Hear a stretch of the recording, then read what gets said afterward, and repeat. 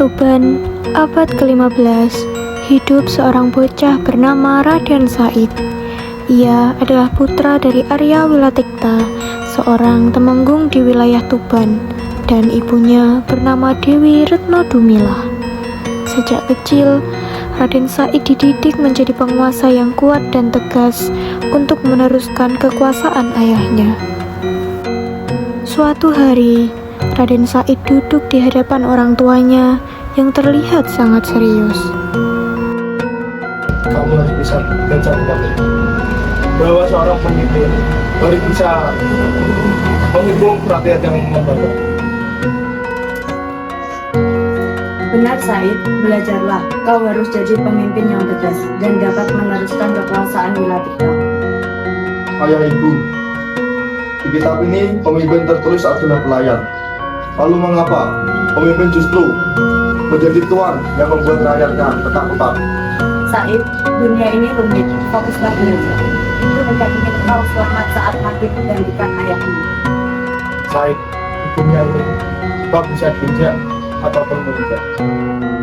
Kalau kamu tidak ingin diinjak, kamu harus bisa bertindak. Di pendopo siang itu, para pejabat menghadap Adipati dan Raden Said. Dengan bangga, mereka melaporkan hasil pajak yang melimpah. Gusti Adipati, pajak tahun ini sungguh luar biasa. Kita bisa membangun pavilion baru. Benar Gusti, rakyat sungguh semangat.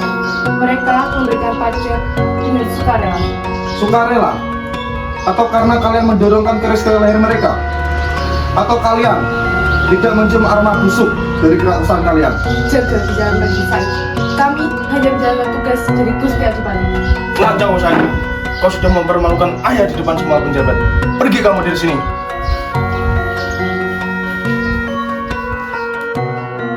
Karena tidak tahan dengan keserakahan para pejabat, Raden Said nekat mencuri beras dari lumbung ayahnya pada malam hari untuk dibagikan kepada rakyat miskin. Permisi Bu, ini ada sedikit beras buat kalian makan besok hari, ambillah. Tuan benar kali ini sudah berhari-hari kami kelaparan. Terima kasih Tuan, semoga Tuhan membalas kebaikan. Kami tidak tahu Anda siapa. Dari hidup kami, Anda adalah malaikat. Anak-anak kami tidak kelaparan lagi. Terima kasih Tuhan. Jangan berterima kasih kepada aku, ini hak kalian. Hilangnya beras secara misterius setiap malam mulai memicu kecurigaan. Pada malam ketujuh, para pejabat yang sudah mengintai tiba-tiba menyalakan obor dan mengepung lumbung. Berhenti kau! Dasar pencuri! Raden Said, ternyata pencurinya putra Adipati sendiri.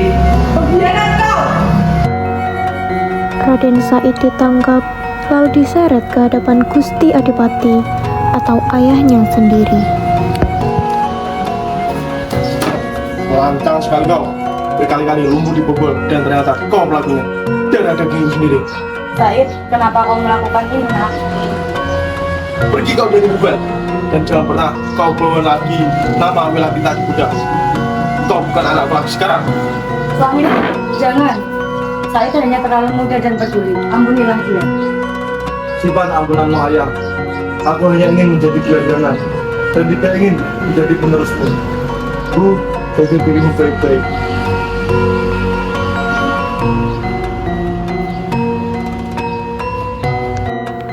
Setelah diusir, Raden Said berkelana dan mengganti namanya menjadi Loka Jaya, seorang perampok budiman yang membantu rakyat. Hingga suatu hari, ia bertemu Sunan Bonang yang membawa tongkat emas. Berhenti tuh Arenta, serahkan tongkat emas itu kalau kamu masih sayang nyawa. Hanya perampok amatir yang mengincar tongkat lapuk ini. Apa kau betul lapar hingga kau merendahkan harga dirimu? Kami tidak bicara, serahkan tongkat ini. Aku ingin menghidupi rakyat miskin. Siapa namamu? Tidak usah tanya namaku. Apa maksudmu? Lihatmu suci, caramu najis. Itu hanya membuat pencuri menjadi bingung. Lalu aku harus apa? Dunia ini sudah busuk. Jika kau mau belajar, tancapkan tongkat ini di pinggir kali dan jagalah ia sampai aku kembali. Raden Said patuh. Ia menancapkan tongkat itu dan bersemedi di pinggir kali selama 3 tahun hingga Sunan Bonang kembali dan membangunkannya.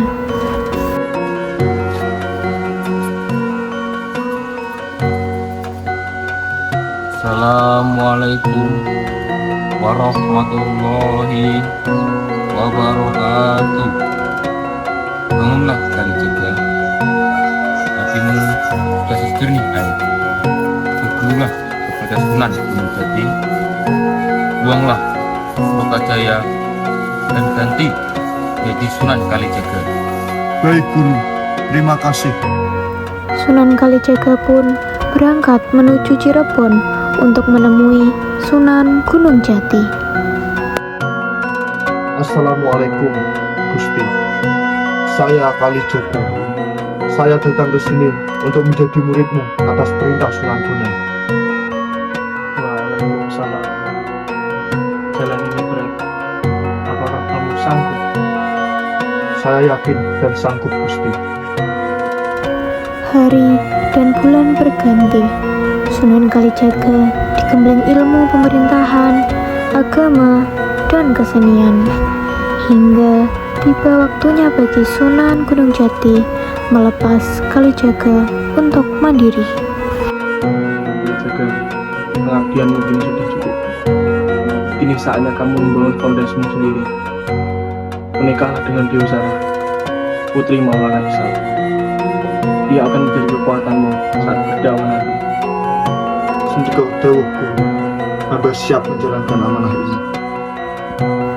Sunan Kalijaga akhirnya menikah dengan Dewi Sarah.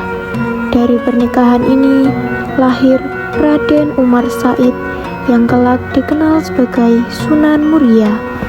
Seiring berjalannya waktu, Sunan Kalijaga dipercaya dan diangkat menjadi penasihat di Kesultanan Demak. Pada suatu hari, di sela tugasnya sebagai penasihat, Sunan Kalijaga meluangkan waktu untuk berkumpul bersama istri dan putranya. Istirahatlah Mas. Wajahmu begitu sangat pucat. Apakah urusan di keraton Demak begitu sangat menguras pikiranmu? Terima kasih Dinda. Memang urusan tata negara begitu rumit, tidak pernah sederhana. Aku mengerti Mas. Namun ingatlah, rakyat kecil di luar sana menaruh harapan besar pada setiap keputusanmu. Jangan kecewakan mereka.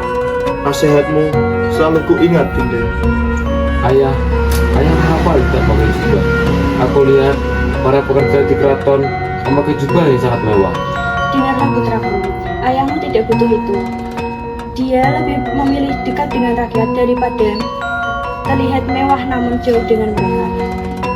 Benar, nasihat ibumu anakku. Kesederhanaan adalah cara ayahmu untuk tetap rendah hati. Di sela tugasnya sebagai penasihat Demak, Sunan Kalijaga tetap teguh berdakwah. Ia memilih jalan seni dan tradisi agar Islam lebih mudah diterima rakyat. Bagaimana menurutmu Dinda? Aku berencana menggunakan wayang sebagai sarana berdakwah. Lewat cerita dan seni, ajaran Islam akan lebih meresap dalam hati rakyat. Lakukanlah Mas. Aku dan anak kita akan selalu mendoakan langkahmu dan semoga dakwahmu membawa kedamaian bagi tanah Jawa. Dengan langkah yang berani, Sunan Kalijaga melangkah keluar mengawali perjalanan dakwahnya. Di balik layar kain putih, ia mulai memainkan wayang, menyisipkan pesan kebaikan dalam setiap lakon yang ia sampaikan.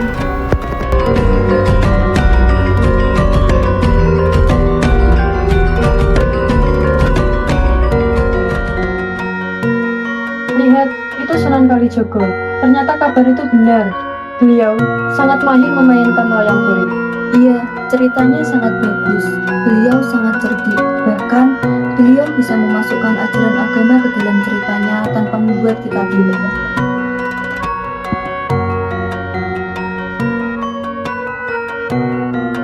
Satu sungguh semua wayang ini hanyalah bayangan, namun isi yang dibawanya adalah kebenaran. Hidup kita hanyalah perjalanan menuju Sang Pencipta. Maka, mari kita lestarikan tradisi ini dengan cara bertauhid kepada Allah. Sunan, ajaranmu sungguh menyejukkan hati kami yang sedang mencari kedamaian.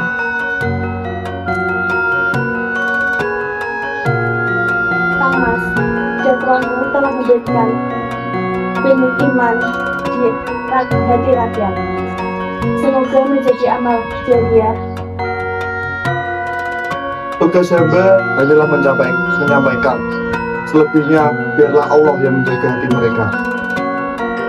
Amanat dari kisah Sunan Kalijaga ini adalah bahwa kepemimpinan sejati terletak pada pengabdian kepada rakyat, di mana martabat seorang pemimpin tidak ditentukan oleh kemewahan jubahnya, melainkan oleh kedekatan dan kesederhanaannya di tengah masyarakat.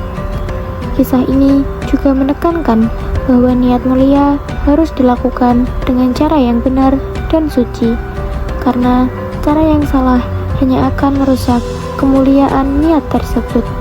Selain itu, dakwah dan penyampaian kebaikan akan jauh lebih efektif jika dilakukan melalui pendekatan budaya yang lembut dan bijaksana, agar pesan dapat meresap ke dalam hati tanpa paksaan. Akhirnya, setiap manusia harus memiliki kerendahan hati untuk menyadari bahwa setiap keberhasilan hanyalah titipan, sementara ketetapan hati dan setiap insan merupakan hak mutlak Tuhan.